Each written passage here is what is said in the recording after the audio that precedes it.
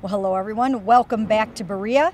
We are coming off the bye week here. Tom and I are both rested and refreshed and ready to roll for the final 13 games, right? That's a long stretch of games, Mary Kay. It is a long stretch of games. Fortunately, we don't have to be out there playing in them, but these guys are ready to go too. And Ben Tate was back in practice today, coming off of that knee injury. He had a brace on, but he's ready to roll. And Mike Pettine says if he is healthy, he will be back in that starting lineup. Well, don't forget too, and I don't think that's lip service because we saw what happened with Jordan Cameron because we thought that maybe they'd give him that extra week off. No, if he's healthy, Ben Tate's going back in there.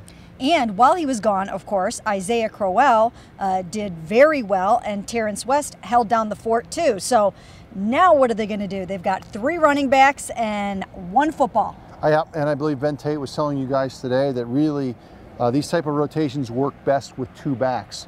So someone's going to be the odd man out after both of those guys did a pretty nice job. And it'll be very interesting to see what the coaching staff decides.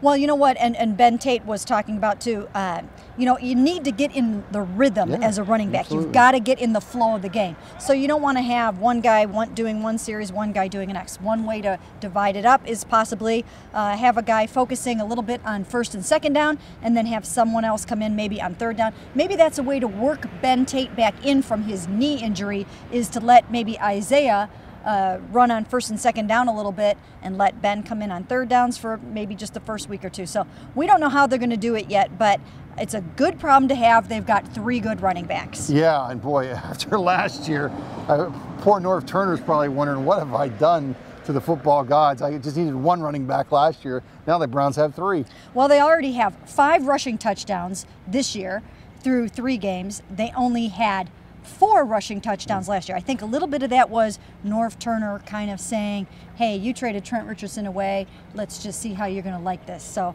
I think there might have been a little tiny bit of that going on last year. But anyway, so lots of other things going on. First of all, you spent some good time talking to Jordan Cameron today. He is probably a lot healthier than he was the last time we saw him. Yeah, he's ready to go, and he got to spend some time. He has a son out west. Really enjoyed just doing the father-son thing. He said that felt as good as just giving the shoulder some break. He's excited to get going, obviously in a contract year as well, so he's going to want to play well. He said that the first couple games that he's actually played in, or I should say the 6 quarters that he's played in, he hasn't seen a difference in coverage yet. So we'll see if that changes. But you know, the offense is rolling pretty well, but no question, to get him going again would make it even better.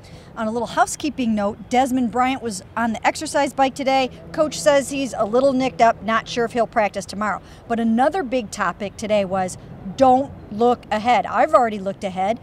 4-16 for the next 5 opponents. Hey, you know what? I think they can go 5-0 in the next 5 games. Woo! That was Cabot that said that.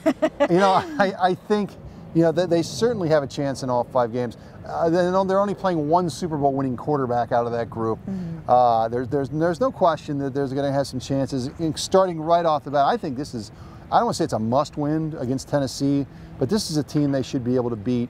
But yeah, it's a stretch of games where they can win 3, 4, maybe even 5 games over here. You know what? 2 of those teams are 0-4. 2 of those teams are 1-3. Only 1 has won more than 1 game, and that's the Pittsburgh Steelers at 2-2. And as we saw, and that was in their place, the Browns nearly beat them. So I think it's doable if, once again, they just take it 1 game at a time. But don't tell the players this because they're not allowed to look ahead. Mike Pettine talked to them in the team meeting and said, do not look ahead. This is for the fans and the media to talk about.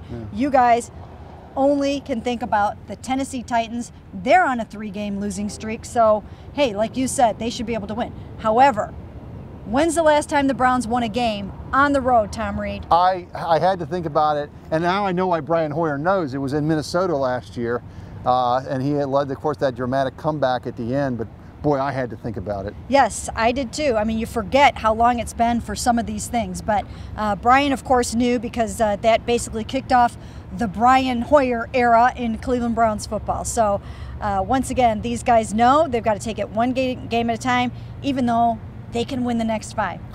We shall see how that goes. And that's it from Browns practice in Berea.